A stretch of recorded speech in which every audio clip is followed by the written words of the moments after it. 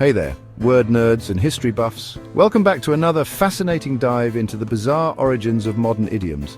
You know, those phrases we toss around like confetti, kick the bucket, spill the beans, stuff that makes perfect sense until you picture someone literally kicking a bucket of beans. Today we're uncovering the stories behind 6 more phrases you use every day without even thinking about where they came from.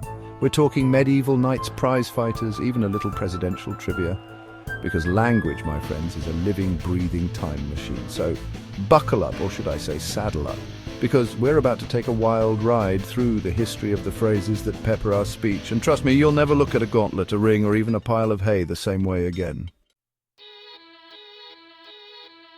This one clanks right out of medieval Europe, a time of chivalry, valor, and really uncomfortable armor. Imagine 2 knights itching for a fight. One dramatically flings down his gauntlet. That's the armored glove, not the winter kind, just to be clear. It's a challenge, a dare. Pick up the gauntlet and you've accepted a duel. Refuse, and, well, you're basically admitting defeat and probably facing some serious side-eye from the peanut gallery. Shakespeare himself uses this imagery in Richard II back in 1595. By the 1600s, throwing down the gauntlet had become a metaphor for any kind of challenge, a way of saying, bring it on. Okay, this one's a little less glamorous, but stick with me. Picture a medieval siege attackers swarming a castle, defenders scrambling on the walls. Now, imagine those defenders pouring boiling water down on the attackers. Not a good day to be storming a castle, right? Yeah, that's the image that gives us in hot water. By the 1530s, English records used it to describe being in serious trouble, in a real pickle, and by the 1800s it had cooled down a bit, becoming the idiom we know and love today. So, next time you're in hot water, remember, it could be worse. You could be on the receiving end of a medieval water balloon attack. This one's for all you dog lovers out there. But be warned, it's a little rough around the edges. Back in medieval Europe, barking was often linked to rabid dogs, foaming at the mouth, acting erratically and generally not the best company. Fast forward to the 1600s and English slang started pairing barking with madness. Charles Dickens, that master of language, even used it in his novel David Copperfield in 1850, cementing its place in the literary landscape. So barking mad is basically a more colourful, if slightly less sensitive way of saying someone's lost their marbles. It's a vivid image that's stuck around for centuries.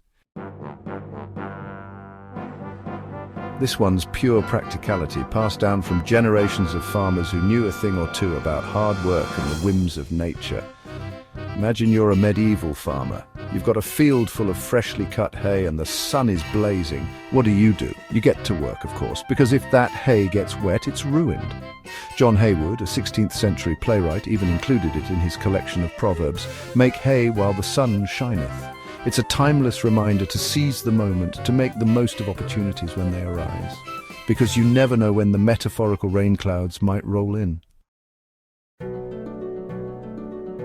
This idiom packs a punch, coming straight from the world of early 20th century boxing. Picture a fighter, battered and bruised, pinned against the ropes of the ring. He's barely holding on, taking blow after blow.